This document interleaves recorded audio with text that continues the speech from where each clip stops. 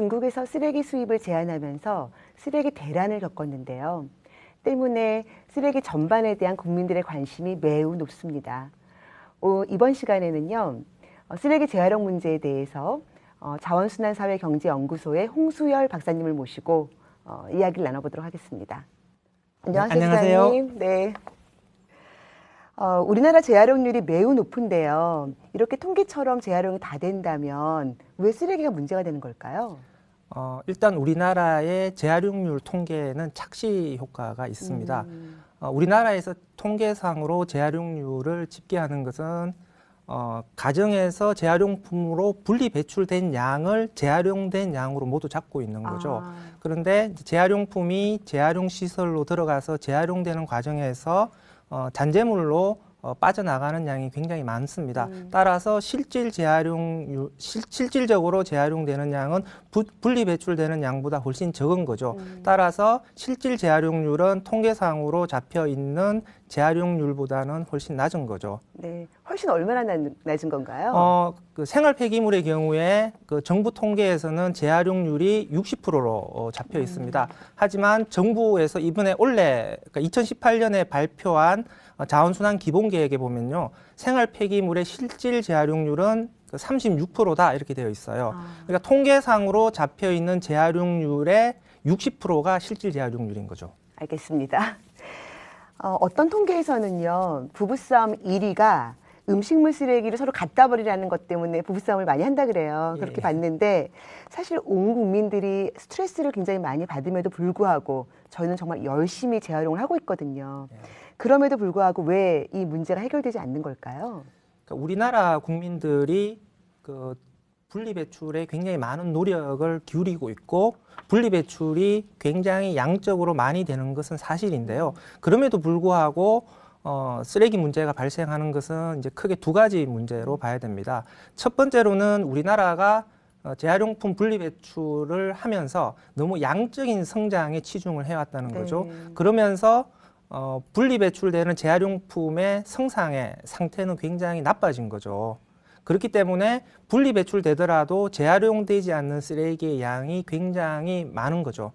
그래서 실질적으로 재활용되는 양은 분리배출되는 양만큼 높지는 않은 상황이 되는 것이고요. 두 번째로는 우리나라의 경우에 좁은 면적에 너무 많은 쓰레기가 나오고 있습니다. 따라서 재활용품으로 분리배출되는 양이 많고 소각이나 매립되는 양이 적다고 하더라도 그 적은 소각 매립되는 양 자체가 우리나라 상황에서는 굉장히 큰 부담이 되는 거죠.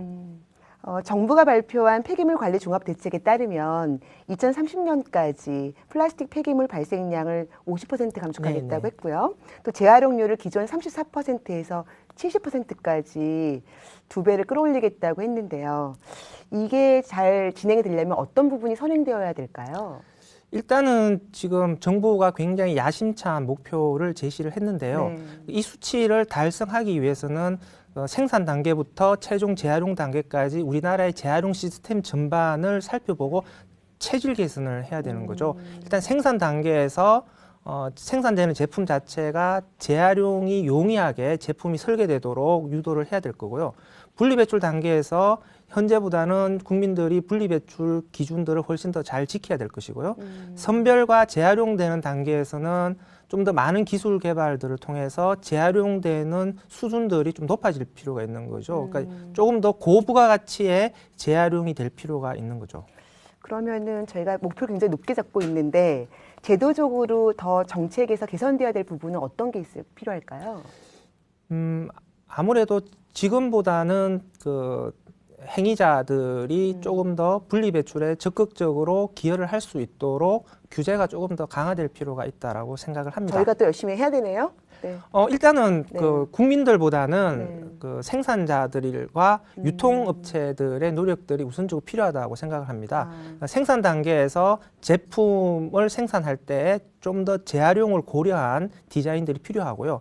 유통 단계에서는 그 유통하는 업체들이 그 일회용품이나 과대 포장들을 사용하지 않도록 그 좀 더 강한 규제를 할 필요가 있는데요. 물론 형식적인 규제들이 많이 추가되는 것은 오히려 혼란을 발생할 우려가 있기 때문에 실질적으로 작동할 수 있는 규제들을 도입을 해서 잘 적용할 수 있도록 만드는 게 중요한 거죠. 그럼 국민들은 이제 어떻게 더 잘 협조해야 될까요? 국민들의 행동은 크게 두 가지로 볼 수가 있습니다. 그 소비자 실천과 소비자 행동인데요. 소비자 실천의 경우에는 분리 배출 기준을 잘 준수를 하고요. 일회용품이나 가대포장의 제품의 구매를 줄여서 쓰레기 발생량을 줄이는 것이 될 것이고요. 소비자 행동의 경우에는 생산자들이나 유통업체들이 변화하지 않는다라고 한다면은 쓰레기 발생량 자체를 원천적으로 줄이기는 굉장히 힘듭니다. 따라서 생산자들과 유통업체들이 변화할 수 있도록 소비자들이 압력을 가해야 되는 것이죠. 깨어 있어서. 예, 그래서 네. 소비자들의 적극적인 행동을 통해서 네. 소비 단계, 유통 단계, 그리고 분리 배출 단계에서 종합적인 변화가 일어날 수 있도록 함께 노력을 해야 되는 거죠. 네. 함께 다 정부와 산업계와 국민들 노력이 함께 가야 될 것 같은데요. 쓰레기 재활용을 잘하는 어떤 좋은 다른 나라의 사례가 있나요? 일단 뭐 그 재활용을 잘하는 선진국을 네. 크게 두 개의 국가를 뽑는다면 이제 독일이나 일본을 뽑을 수가 있는데요. 네. 독일의 경우에는 종합적인 시스템이 굉장히 잘 갖춰져 있고요. 재활용되는 제품의 부가가치가 굉장히 높은 상황이고요. 그리고 독일에서 시행되고 있는 제도 중에서 그 강제 보증금 제도라고 하는 것이 있습니다. 그러니까 일회용 페트병이나 일회용 유리병, 캔 같은 일회용 포장재에 대해서 굉장히 높은 보증금을 부과를 하고 있어요. 그러니까 개당 400원의 보증금을 부과를 하고 있는데요. 이런 보증금 제도를 통해서 일회용 포장재의 사용을 줄이고 분리 수거 회수율을 높여서 재활용을 굉장히 잘하도록 유도하고 있는 제도가 있는데요. 뭐 이런 제도도 앞으로 단계적으로 우리나라에서 도입하는 것을 한번 검토해 볼 필요가 있다고 생각을 합니다. 일본의 경우에는 그 양적인 관점에서 보게 되면 우리나라보다는 사실은 재활용률이 떨어진다고 보는데요. 네. 질적으로 보게 되면 전 세계에서 최고 수준을 유지를 하고 있죠. 그러니까 국민들이 분리배출 기준을 굉장히 잘 지키는 국가고요. 그래서 일본에서 분리배출된 재활용품은 최고 품질로 가장 확실하게 재활용을 할 수가 있는 것이죠. 그러니까 이런 시스템에 대해서는 우리나라도 좀 벤치마킹해서 따라갈 필요가 있습니다. 일본에서 막 페트병 가지고 옷도 만들고 그거를 아이들이 막 옷과 네. 모자도 모자도 쓰고 이런 걸 봤던 기억이 나고요. 뭐 샌프란시스코 같은 경우에는 아예 그러니까 플라스틱으로 만든 생수병의 판매를 공공시설에서는 못하게 하는 그런 제도도 있는 것 같고요. 예. 그러니까 전반적 노력들이 필요한 것 같고요. 하여튼 정부의 정책도 중요하고 또 산업계 노력도 중요하고 시민들의 협조도 굉장히 중요하지만 아까 말씀하신 것처럼 과학의 역할이 굉장히 중요한 것 같아요. 과학 기술이 뒷받침이 될 것 같은데요. 과학자들이 어떻게 참여하고 어떻게 기여하는 게 필요할까요? 그러니까 자원순환이라고 하는 게 이제 버려지는 것들을 다시 쓸 수 있는 것으로 쓰자는 게 이제 자원순환이잖아요. 네. 그러니까 버려지는 물질들이 다시 순환되기 위해서는 크게 두 가지가 필요한 거죠. 그러니까 행동의 측면에서 쓰레기를 버리는 사람들이 다시 재활용할 수 있도록 분리 배출을 잘 하는 것이죠. 이것은 그 소비자들이나 국민들이 행위를 변화시켜야 되는 것이고요. 이렇게 분리 배출된 물질들이 다시 쓸 수 있는 물질로 전환되는 것은 결국은 기술의 힘이거든요. 조금 더 나은 용도로, 조금 더 고부가 가치로, 그리고 조금 더 반복적으로 훨씬 더 많이 순환할 수 있는 물질로 재활용할 수 있는 것은 결국 기술의 힘인 거죠. 그리고 재활용하는 공정에서도 오염 물질이 굉장히 많이 발생을 합니다. 그래서 자원순환하는 공정에서 물질을 회수할 수 있는 회수의 효율을 최대화시키고 그 과정에서 오염 물질이 배출되지 않도록 철저하게 통제하는 이런 것들이 전반적으로 기술의 힘인 거죠. 그래서 그 자원순환이 제대로 되기 위해서는 행위자들의 행동의 변화와 기술력이 뒷받침되어야만이 제대로 갈 수가 있는 겁니다. 네.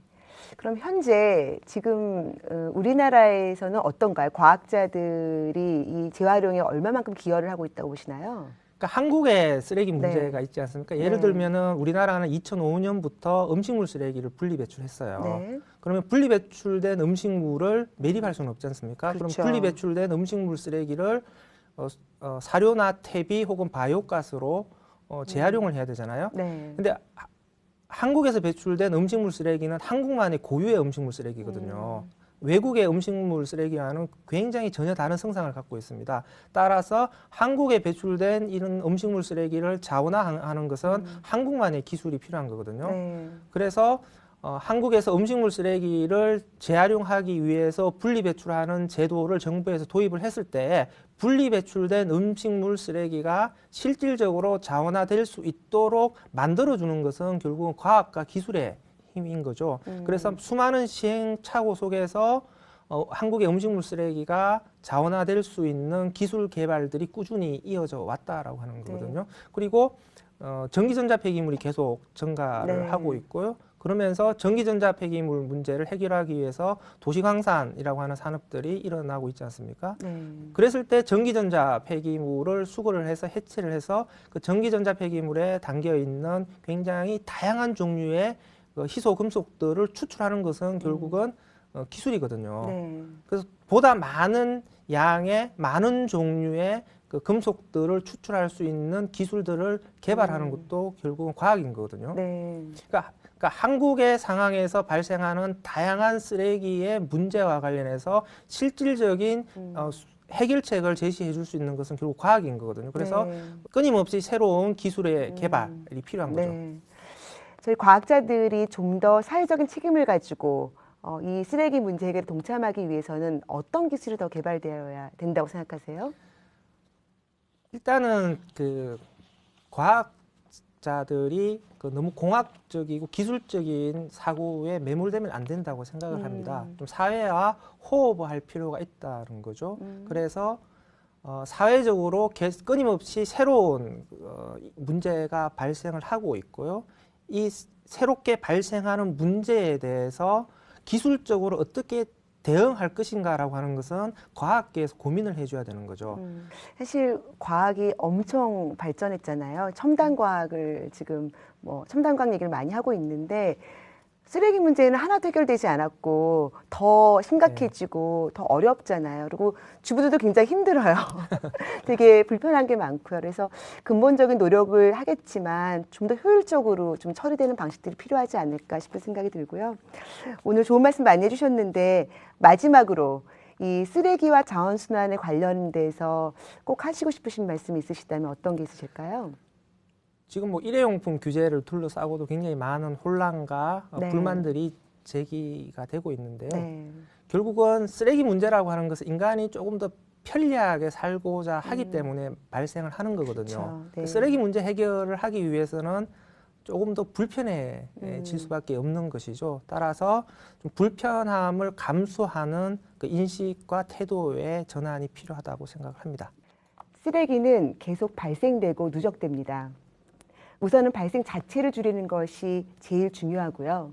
그리고 이미 발생된 수많은 쓰레기를 지금보다 혁신적으로 처리하지 않는다면 이 환경 문제는 매우 심각해질 것입니다.